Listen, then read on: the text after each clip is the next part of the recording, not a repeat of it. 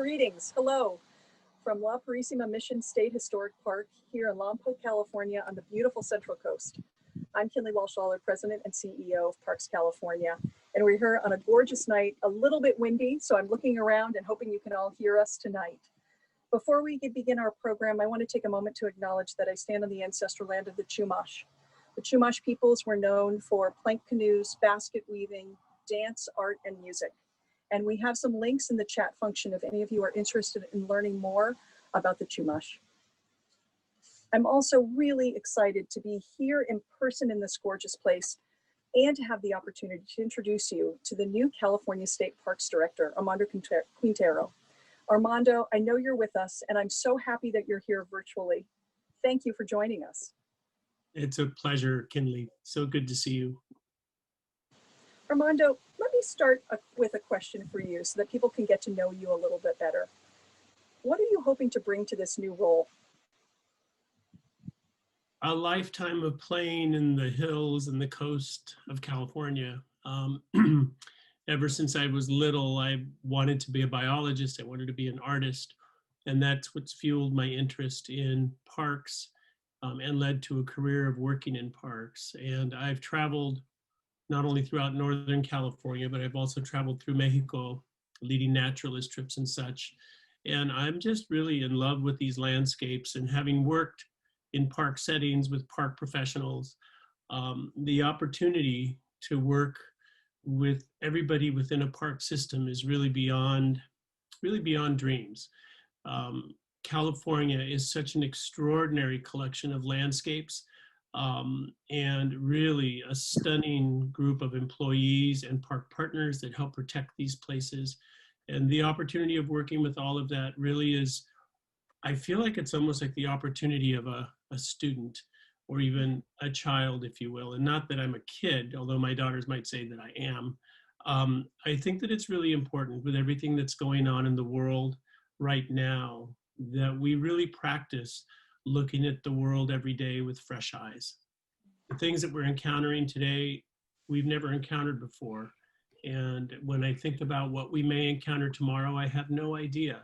And what that is going to really demand is that all of us who love parks and love these places, we really need to pay attention to each other and support each other in the important work ahead, in order to make sure that future generations can enjoy these incredible places and the stories associated with them.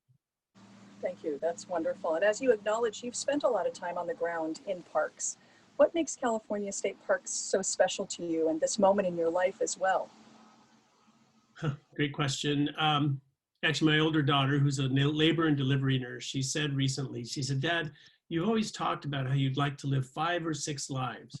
And she said, thinking about you going into this role, you've actually been given a new life on top of your life. And she's absolutely right.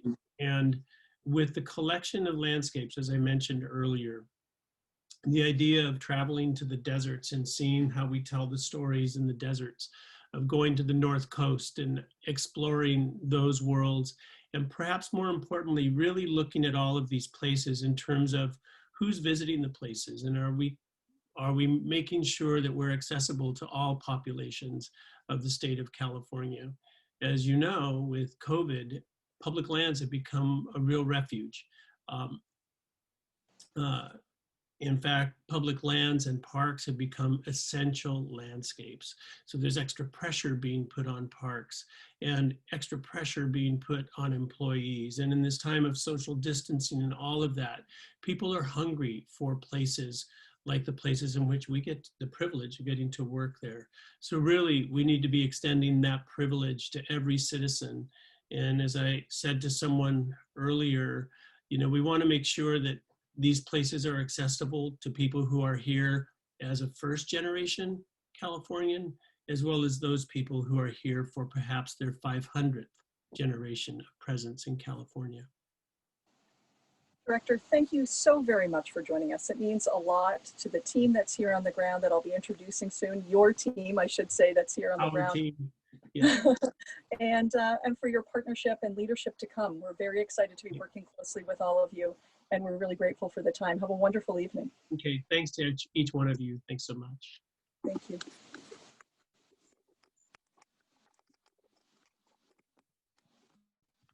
So that was a wonderful opportunity to kick everything off tonight. La Purisima Mission State Historic Park is here in Lompoc, California, as I mentioned, down the Central Coast. It is home to California's heritage, but also a relic of the state's colonial past. So again, we take the time to acknowledge the ancestral lands that we stand on tonight. Here it's the Chumash people. We take the time to acknowledge and listen to visitor voices and also the voices of Indigenous peoples. We also would love to know where you are listening in from. What ancestral land do you stand on tonight as you're hearing what we're teaching you tonight here from La Purisima? Please share with us in the chat button. We're going to get started soon, but always we have a few logistics. You do have an opportunity to chat, to tell us where you are, to tell us what you're listening from, and ask us questions. Tell us what you'd like to know tonight. We have time at the end for Q&A. And if you love someone's question, or it's the exact same question you were going to ask, just give it a thumbs up, and it will put that question to the front of the line. So excited to get started. We're here with some other friends who are going to take us on this journey. But I do want to mention, as always, safety is key. We are practicing safe protocols. We wanted to be here together with you. You won't see as much close interaction because we're maintaining our 6 feet of distance or putting our masks on. But I do want to introduce you to a few people to my left. First is Greg Martin, Channel Coast District Superintendent. Hi, Greg. Hello. Next is Ann Bogus, State Park Interpreter, who's going to tell us the stories. And the last is Sandy Montalegre White, who's both a state park docent and a board member of Prelada de los Tesoros, the Cooperating Association for La Purisima. So I have a question for you as we start our journey. Why don't you join me on this walk, and you'll see some of the beautiful property here at the mission. How many of you have visited La Purisima in person? We know it's an odd time and maybe you're not all getting out the way you typically are, but in the past, have you had a chance to visit this gorgeous place? The bell tower, and you'll learn more as we talk to Greg and Sandy. So as we're making our way, I want to tell a funny story. I actually first visited La Purisima virtually. I did, sponsored by Ports, just this summer, where we logged in with my 11-year-old son because it was a tortilla making session. And not only he excited to come back here to person and see it for the first time. Tortillas from masa. Now, the happiest part of all that for me is not just seeing this beautiful place and learning about it virtually, but also was the fact that I got to eat a tower of homemade tortillas. So that was the best. I believe on your screen, you're going to have some polls that are coming up to see how many people listening in tonight have been able to visit here in the past. So come on, just follow me and we'll take a look around and you'll get to know more from the team here. Our role as Parks California is to work statewide. That means we work across all 280 California state parks. 280 California state parks. Some of them are like this, some are beaches, some are urban parks. As the statutory partner to California State Parks, we're here to do a couple of key things: increase access, strengthen stewardship, accelerate innovation. And really, we do things like ParkSpeak to amplify partnerships, amazing things that are happening here across the state park system. Tonight's the second in a series of our virtual events. The first was at Patrick's Point, Sumeg Village, and the next we'll tell you about at the end of this session. Your support of Parks California will benefit California State Parks. And you can find a way to support us by clicking on the donate button at parkscalifornia.org. Anything that comes in through donations for the next 10 days, make a note that says La Purisima or Prelada. We will share all the proceeds with the Cooperating Association, and you'll have a chance to learn more and hear more from Sandy throughout tonight. I am going to hand it over to Greg, our district superintendent, to tell you more about this beautiful place. Thank you so much, Kinley, for this opportunity to highlight La Purisima Mission State Historic Park. La Purisima is a unique place to learn about the mission system. Founded in 1787, the mission stands as the most fully restored mission in California. Each room is furnished to recreate mission life as it would have been in 1822. The mission itself is surrounded by nearly 2,000 acres of park lands, great for walking, hiking, and equestrian use. Each room just really tells a story, and it is one thing to see the grounds like this, but to experience this historic building in this setting offers every visitor a unique opportunity to experience life in the mission days without the intrusion of today's modern world. La Purisima Mission is connected to two other early California historical sites, both within Santa Barbara County. One is the Chumash Painted Cave, a state historic park which dates back nearly 400 years as a ceremonial rock art site and is still used by the Chumash people today. The second historical site is El Presidio de Santa Barbara State Historic Park, which is the site of the last Spanish military fort built in Alta, California in 1782. Learn a lot more about the history and the people of La Purisima Mission. And to tell you more about that, I'm joined by Hi, Greg. Thank you so much. Hi, everyone at home. Welcome to La Purisima Mission State Historic Park. And as Greg was saying, this is a remarkable restored mission. In fact, let's go over this way. This is one of the cool features of La Purisima Mission. I'm going to be walking on it right here. And this is a road that connected all the missions in California. So question for you at home, question number one, is what's the name of this road? If you were watching the Facebook Live portion of this, Greg mentioned it. So we'll get back to that in just a second. My second question to you is California. Here's a hint. This one is number 11. And where we are is about over 200 years old. And we have livestock here just off to the side. We have Navajo churro sheep. Now, this isn't the only thing. We have horses, we have goats, we have burros, we have pigs, we have chickens, and all of these animals were introduced to this area with the Spanish. Sounds innocent enough, but if you're a Chumash person who's lived here for thousands of years, now the Chumash, they're actually within about 7 miles of here is the village site of Lompo. And that site is actually about 7,000 years old. Since Chumash were in this area for thousands of years prior to the Spanish arrival, and there were a lot of changes that came with their life here at the mission. One of them are these animals. They seem innocent enough, but through the overgrazing of the lands of the Chumash, it depleted the Chumash food source and basketry materials. Also, they polluted the waters that the Chumash had for drinking in their communities. Another thing that's a little known fact is that these animals brought diseases with them that the Chumash had no immunity for.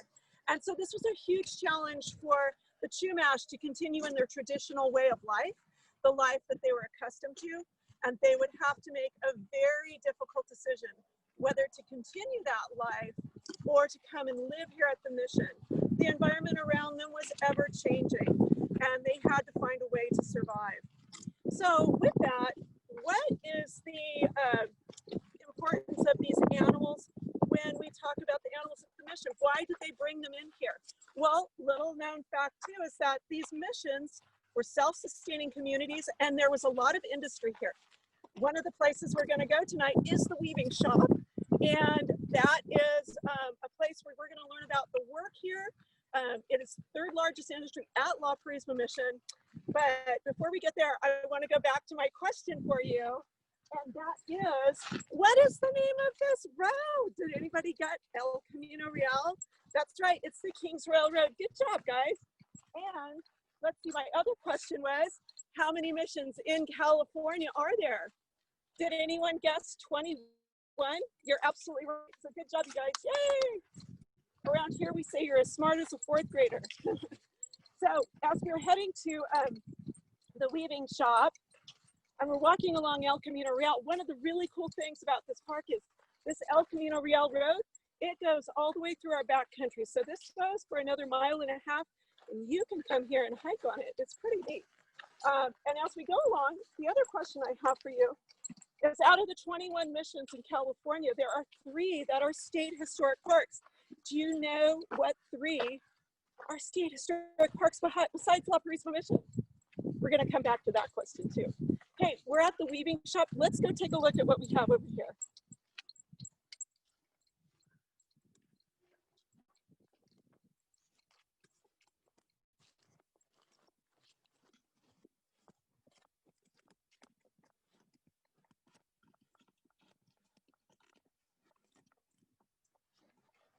So what I have here is one of the Navajo sheep fleece, and this we shear our sheep every year. And what this is, when you feel it, I do. It's oily. it's really oily, isn't it? Now that's the lanolin in it. Yeah. So this is raw fleece. This is what the mission traded with the trade ships to get things they couldn't make here or get here without trade, and that would be things like metal and beeswax, items for the church, artwork, and that kind of thing. So that's what this was traded for. And when we look at this, we're looking at the first piece of industry here at the mission. And it took about 100 Chumash to take this wool and turn it into a blanket. And we're going to take a little look at that. But before that, I want you to think about this. Chumash men were hunter and gatherers. They'd hunted, they fished, they built plank canoes, they did all kinds of things. When they come here to the mission, those things are no longer, and they're putting their time into a new job. They're going to be shepherds, they're going to be shearing the sheep, they're going to be making blankets, different things. They're going to be building the mission, making roof tiles, all of that. So their lives are changing. So let's go inside and see what the other part of the workforce look like. Come on in.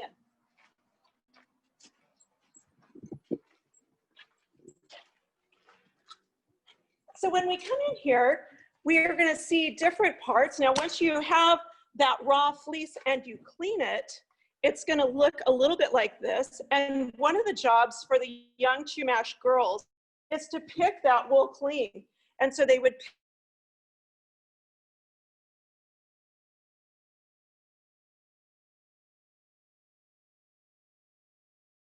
really big operation.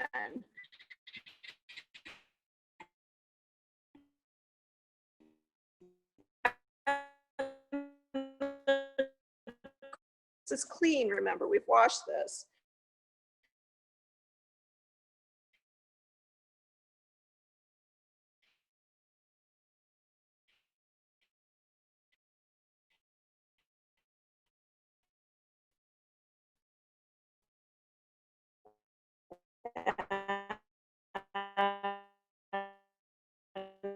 What I need to do is see, these are not straight fibers done. I'm going to take some of our roving here, and we're going to spin that into yarn. So come on over here to the spinning wheel. Now this is a colonial style spinning wheel. And this is really exciting, because one of the things that we can do here at the mission, even though it's a historic site, is we can teach ancient technology here. And so this is a really simple device. It teaches that humans are the power behind this machine. We don't plug it into the wall like we do today. We use humans, and those humans were the Chumash that came to live here. So we're going to take that energy that's in our arms, and we're going to transfer it right into our spinning wheel. You can see that transference happen here. It's driving this, it's spinning our spindle down here, and ultimately what happens is you get energy caught up in your yarn, just like that. So all that energy from my arm has ended up here, and now we're going to let it transfer into the unspun yarn right here, and it's going to go just like that. Did you see that spin?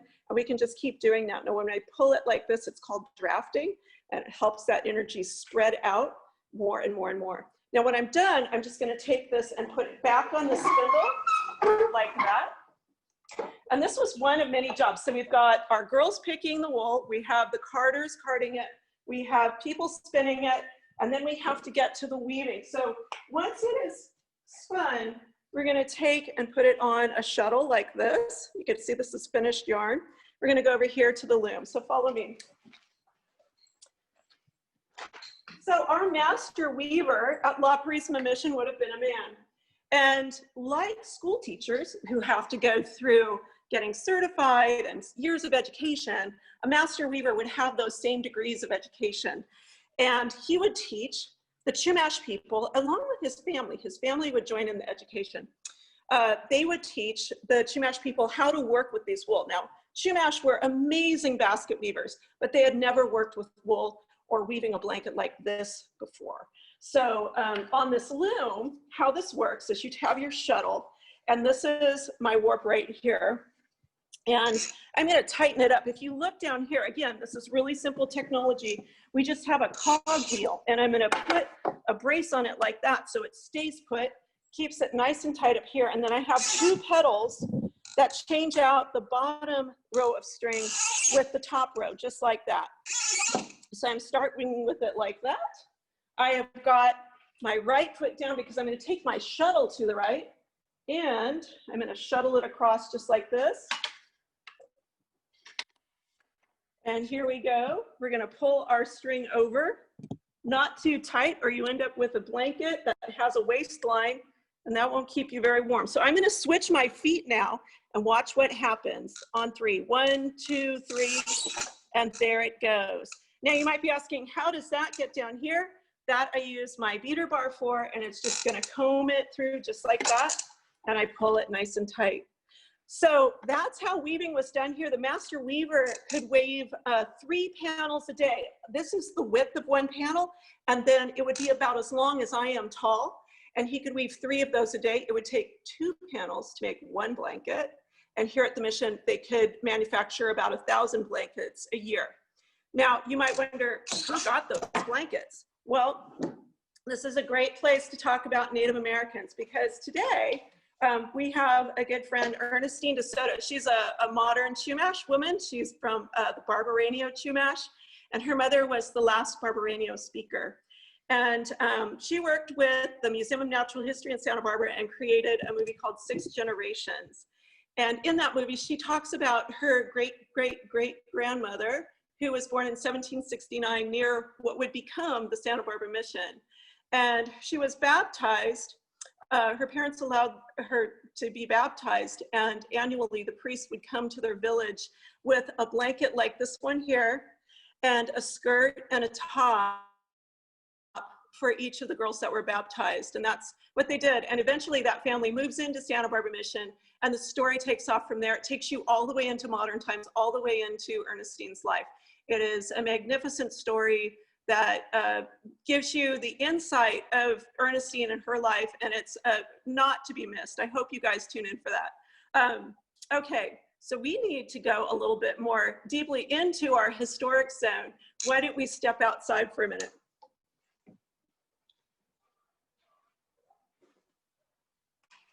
Let's come out here. So I have a question for you again, and that is, out of my audience out there, how many of you have been on a virtual guided tour just like this one, where I'm a guide and you can communicate with me? You can raise your hand or answer in the chat box. Do so, because right now what you're doing is experiencing a little bit of what our school kids are experiencing this year. When they come to La Purisima Mission, they're coming virtually. All our programs have had to go online. So programs like this one are really important to us.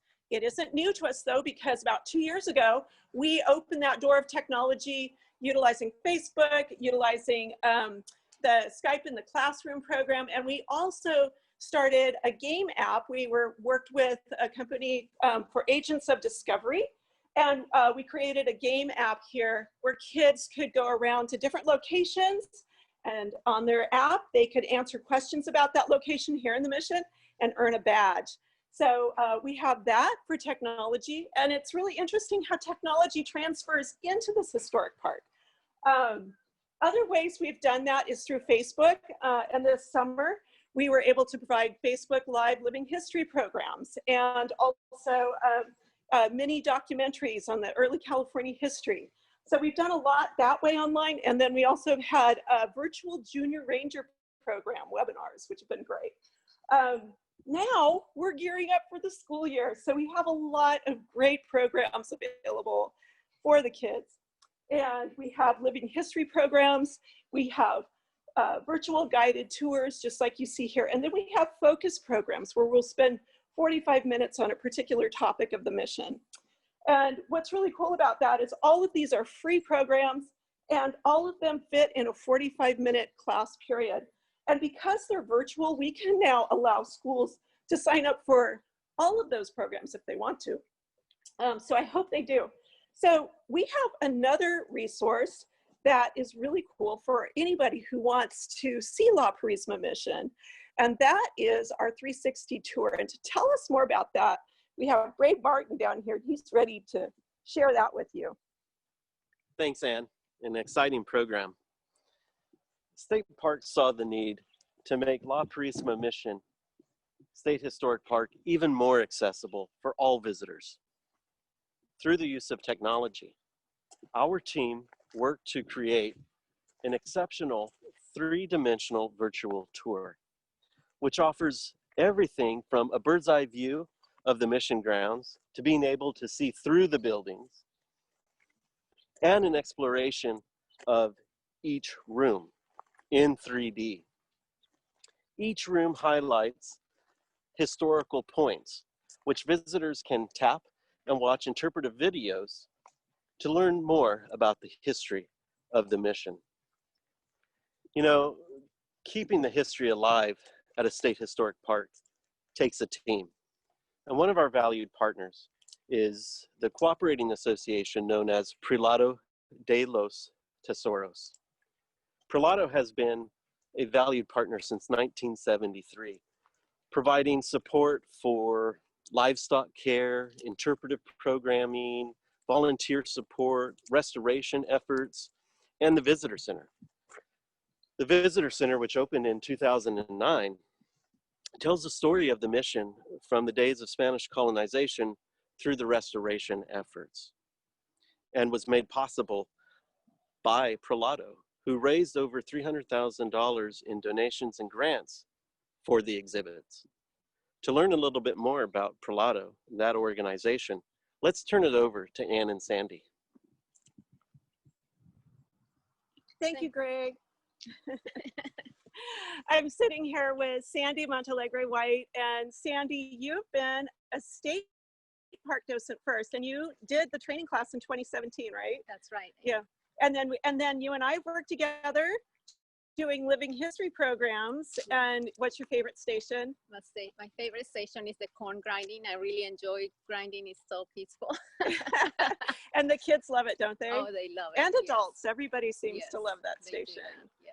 So, and so you love being a state park docent. I do. What made you decide to, you know, go deeper and give more of your time and become a Prelado board member? Yes, and as a volunteer, I really enjoyed all the programs and the crafts that we did here. So I wanted to learn more about who was providing the training for us. And also when I remember the first time I was going to be in one of the stations, I had to wear my costume. And I was told that that costume was provided by Prelado de los Tesoros. Somebody made that for me, and it made me feel very special. So I wanted to share my time and learn more about Prelado de los Tesoros and all the things they do here, like providing the customs for the Living History Days, educational programs for the schools.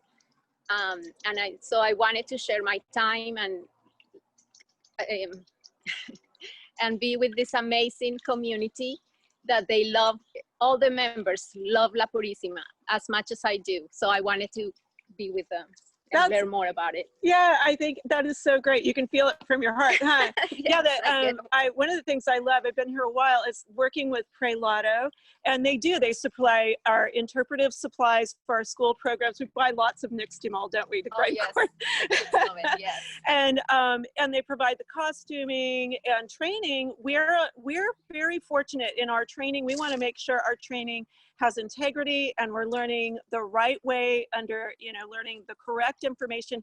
So Prelado has allotted us a stipend fee for expert speakers to come and talk to us. And that's been a really big part of drawing people in to become docents and feel more confident when they're talking. And it also brings up the quality of what we're saying. And that's really important to us, to match the quality of what is here with what we're saying. And Prelado makes that possible. Yes. So I know there's another thing they support, and it's near and dear to our heart. Yes, Tell us about that. Yes. Prelado supports the livestock program at the mission for decades. And the livestock program at the mission really makes the park come to life, right? Oh, yeah. And the animals are loved by all the park visitors. And it gives the community something to love together. Absolutely. We see locals and visitors from out of town. Man, they go right to the horses, the burros, the sheep. It's so fun to see the animals here. And so, boy, that's a lot of animals, though, because we have chickens, pigs, horses, 2 burros, goat, and 8 sheep. And so how much does that cost? That's right. Well, it costs Prelado around $40,000 a year just to keep the animals on site with proper food and vet care. It's a big job to maintain these animals at the mission for everybody to enjoy it. It is. In fact, it wasn't too long ago the farrier was out to trim the donkey's hooves. And so, boy, those bills just keep coming in, but well worth it. And our animals, I think, are just cared for. In fact, we just lost our steer, Brea, and he was 20 years old. They only lived to be 16. So we take really good care of our animals in a quality of life because Prelado can provide the funding for that. Now, there's another thing that Prelado has provided our park that's so important. And it's a great place for visitors to start their visit, isn't it? Why don't you tell us about that? Yes, Prelado has funded major projects here at the mission for restoration, the trails. But one of our major projects is the Visitor Center exhibit, and we're very proud of. It's amazing. Absolutely. Do you have a favorite part of the Visitor Center? Yes, I do have, well, actually 2. I love seeing the bell inside that it came from Peru. And also one of my favorites actually is walk all the way to the back of the exhibit and you can see the CC exhibit, which all those men, it tells the story of the men that came here to restore the mission. And then tell the stories of how they did it, and how they follow to restore it the right way. And just a big community, and this is how we see it now today because of what they did and for all of us to enjoy it. So yeah. I love that. And the stories, especially in the videos, I love that. I know, it really touches your heart. And I feel everybody gets that when they go in the CCC section. And the other part, part I really love is that David Rickman, and hi, David, if you're watching, I know you check us on Facebook and we love the work you've done for us. David is an art historian and he, through his research, his historic research and anthropology and all these other things, did an artist rendition of the village of Chilimaktush, which is now Halama County Beach. And when I look at that mural, it gives me a sense of what that life was like for those people who live there. And I really see Halama Beach. I've been there and you can see the landforms in it with the Chumash people. So it is a really exceptional, very modern, contemporary mission story. It's a mission museum. And I don't think there's another one like it anywhere. It's really spectacular. So I hope if you don't come, if you can't see the mission or whatever it is, don't forget to stop in the visitor center because it's really special. Yeah, start your visit there if you can. Yeah. So we've been talking about Prelado de los Tesoros, but what does that mean? Yes, Prelado de los Tesoros translates to keepers of the treasure. And that name was chosen because La Purisima Mission is a treasure in our community for everybody to enjoy it. And I'd say Prelado added some treasures through their support with the Visitor Center and supporting the animals and our living history programs. It just adds that oomph to this beautiful park. and it helps tell that story even better. That is so right. So how has Prelado raised funds traditionally? Well, traditionally we raise our funds through La Tienda, which is our gift shop at La Purisima Mission. But unfortunately, during this time, during the pandemic, we have been closed since March. So that's a big loss for our organization. And especially because it's run by volunteers, and all the crafts and items that are sold there are made with such care and have crafted by our amazing volunteers. That's right. And another thing to note about Prelado as an organization is there is no administrative overhead. You're all volunteer board members and volunteer committee members. There's no overhead, and that's really remarkable. Again, that passion from their heart, you can tell these people love the mission. So with that, how, if, you know, we've had to keep the tienda closed because of COVID, how have you navigated the waters of this new way, and how can people donate, those who are listening who might want to take part in helping you guys out? Well, it has been really hard, and we're trying to navigate with new ways to try to reach to our community, to help us support La Purisima Mission, which are so dear to our hearts. So we just started our Facebook with Prelado de los Tesoros, and that's how they can connect to us and donate if they would like. And also with the Parks California, they're doing this with us, and we are so delighted. Wonderful. Well, thank you, Sandy, for your time tonight, for being a board member. And did you have anything else to add before we close up here? Yes, if we would like to be a member of Prelado, we have different things they can participate in. They could be a lifetime members, or they could also be supporting members and be able to volunteer as well, like I am. So reach out to us, please, and become a friend of Prelado. We want to help you in your journey at La Purisima Mission. That's wonderful. And I want to shout out to our board members that are out there. You guys do great work, and we're so thankful for that. And also to other parks who have these cooperating associations, we're really appreciative of that. With that, we're turning it back over to Kinley. Wonderful. Thank you, Greg, Ann, and Sandy. What I'm most excited about here is how much I learned tonight that was new. Not even in rehearsal did I hear some of this, that La Purisima is the most restored mission in the state of California, not even within the state park system, but within the entire state. And also that there's such an opportunity to visit this amazing place in person if you can, or when you can, but also digitally. If you're a kid, you can do it through Ports, Junior Rangers, and beyond. But also as adults, we hope that this gave you a bit of a taste of what it's like to be here. And I want to say too, this is an amplification of what great partnerships can do between California State Parks, La Purisima, and Prelado. And we're so grateful for partnerships like this. Parks California exists to amplify these kinds of innovative partnerships. So again, a reminder, we have a donate button at parkscalifornia.org. And if you choose to donate after watching tonight, and you make a little comment in the notes section that you've learned about us, or you learned about this great tour through by noting La Purisima or noting Prelado, for the next 10 days, anything that we bring in, we will give them a portion of that money. So we're happy to share. We're happy to be here to amplify these voices. I want to thank Greg and Ann and Sandy, and we're going to go to Q&A. But I also want to just say, you heard from Sandy, these are tough times. Keep them in mind. Volunteer groups like this, cooperating associations like this, help to make California State Parks stronger, without a doubt.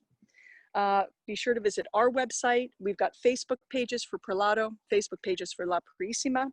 And before you go to any California state parks, just another reminder, parks.ca.gov/flatten the curve and recreateresponsibly.org are both places that you can learn about closures, places you can learn about how to show up and be safe during these tough times. So we are going to turn it to Q&A. And I believe that our behind the scenes folks are going to be the ones asking the questions to all of us here. So let's get started. All right, so our first question is for Ann. And it says, what are some resources to learn more about the Chumash people? Thank you. Great question. So there are some great resources we like to use. Of course, you can go to the San Ynez Band of Chumash Indians website, and they have some great fact information. I believe there's a link to that in the chat line. Also, I love the Santa Barbara Museum of Natural History. If you go to their bookstore, they have a great collection of books. One of my favorite is by Jan Timbrook, and it's the Ethnobotany of, or Chumash Ethnobotany. It's wonderful. They also have one called Chumash Games, and that's great. It's really well written. And again, these are resources that hold up to integrity. These aren't just make-believe. These are well-researched. They're based on Chumash culture that's been researched thoroughly.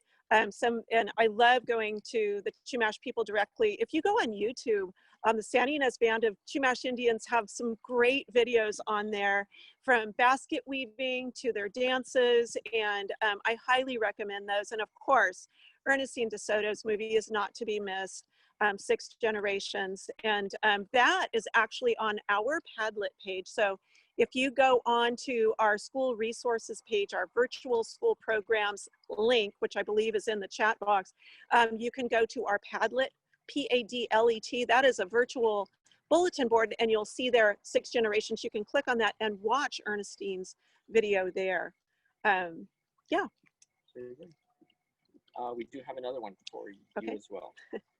It says that they saw that Perlado was asking for charity for KSBY. Can you tell us more about that? Oh, this is so exciting. Yes. We just found out, in fact, Sandy, do you want to talk about it? This is really cool. Yes, they just KSBY. KSBY. I'm sorry, KSBY has a charity, so you can donate, vote for it, but they will provide us with $10,000 for a park, right? Yeah, so they have, so KSBY News, KSBY, KSBY.com.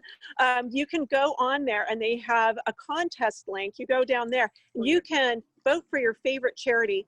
You'll see the Prelado de los Tesoros tiles in there. We're so excited. And all you do is click the vote button. You're going to enter your name and your email, and that's a vote for us. If we get the most votes, Prelado de los Tesoros will get $10,000, which is super cool. For the animals. Yeah, so great question. Thank you for asking that.